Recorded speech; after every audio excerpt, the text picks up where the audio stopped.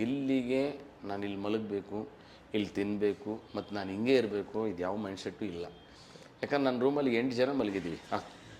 ಹತ್ತತ್ರ ಒಂದು 8 ಜನನೇ ಮಲ್ಕೊಳ್ಳೋಕ್ಕಾಗೋದು. ಯಾಕಂದರೆ ಇಕ್ಕಟ್ಲು ತುಂಬ ಆಗಿಬಿಡುತ್ತೆ ಅದು. ಒಂದಿನ ಏನು ಮಾಡ್ದೆ, ಬಂದ ಎಲ್ಲ ಫ್ರೆಂಡ್ಸ್ಗಳೆಲ್ಲ ಗಿಲ್ಲಿ ಬಂದು ಎಲ್ಲರ ಊಟ ಗೀಟ ಎಲ್ಲ ಮಾಡ್ಕೊಂಬಂದಿರು. ಬಂದೇಟಿಗೆ ಜಾಗ ಎಲ್ಲೆಲ್ಲಿದೆ ಅಲ್ಲಿ ಮಲಗ್ಬಿಟ್ಟು ಗಿಲ್ಲಿಗೆ ಸ್ಪೇಸ್ ಇಲ್ಲ. ಯಾಕಂದರೆ ಇವ್ರು ಮಲಗಷ್ಟರಲ್ಲಿ ಗಿಲ್ಲಿ ರೆಸ್ಟ್ ರೂಮಲ್ಲಿದ್ದ. ಬಂದು ನೋಡ್ತಾನೆ ಸ್ಪೇಸೇ ಇಲ್ಲ. ಸೀದಾ ಚಾಪ ಮತ್ತು ಒಂದು ದಿನ ತೊಗೊಂಡ ಸೀದಾ ಹೊರಗಡೆ ಹೋದ, ಟೆರೆಸ್ ಮೇಲೆ ಹೋಗಿ ಮಲಗಿದ್ದಾನೆ. ಒಂದು 3 ಗಂಟೆ 3:30 ಬಂದ ಅವನು ಅಷ್ಟತ್ರ. ನಾನು ಹೋಗ್ದೆ, ಎಲ್ಲೆಲ್ಲ ಎದ್ವಿ, ಎಲ್ಲ ಇವರೆಲ್ಲ ಮಲಗಿದ್ರು. ನಾನು ಬೆಳಿಗ್ಗೆ ಎದ್ದಷ್ಟು ನೋಡೋಷ್ಟರಲ್ಲಿ ಕನಿಷ್ಠ ಪಕ್ಷ ಒಂದು 8 or 9 ಗಂಟೆ ಆಗಿದೆ. ಅಷ್ಟರಲ್ಲಿ ಸೂರ್ಯ ತುಂಬ ಬಿಸಿ ಬಂದಿರ್ತಾನೆ. ಸೂರ್ಯ ಏನು ಬಿಸಿಲು ಬಿದ್ದು ಫುಲ್ ಎಲ್ಲ ಮುಖದಲ್ಲೆಲ್ಲ ಕೆನ್ನೆಲೆಲ್ಲ ಪಾಪ ಬೇವ್ರು ಬರ್ತಾಯಿದ್ರು. ರೀ ಒಳಗಡೆ ಮಲ್ಕೊಳ್ಳಿ ಅಂತೇಳಿ ಎದುರಿಸ್ಬಿಟ್ರೆ ಮತ್ತೆ ನಿದ್ರೆ ಡಿಸ್ಟರ್ಬ್ ಆಗುತ್ತಲ್ಲ ಅಂತ ಹೇಳ್ಬಿಟ್ಟು ನಾನೇನು ಮಾಡಿದೆ, ಸೀದಾ ತಗೊಂಡೋಗಿ ಒಂದು ಬೆಡ್ಶೀಟ್ನ ಮೇಲ್ಗಡೆ ಅದು ಬಟ್ಟೆ ಒಣಗೋಕ್ಕಾಗಿತ್ತು, ಅದಕ್ಕೊಂದು ಬೆಡ್ಶೀಟ್ ಹಾಕಿ ಅವನಿಗೆ ನೆರಳು ಮಾಡಿದೆ, ಮಲಗಲಿ ಇನ್ನೊಂದು ಸ್ವಲ್ಪ ಹೊತ್ತು ಅಂತ.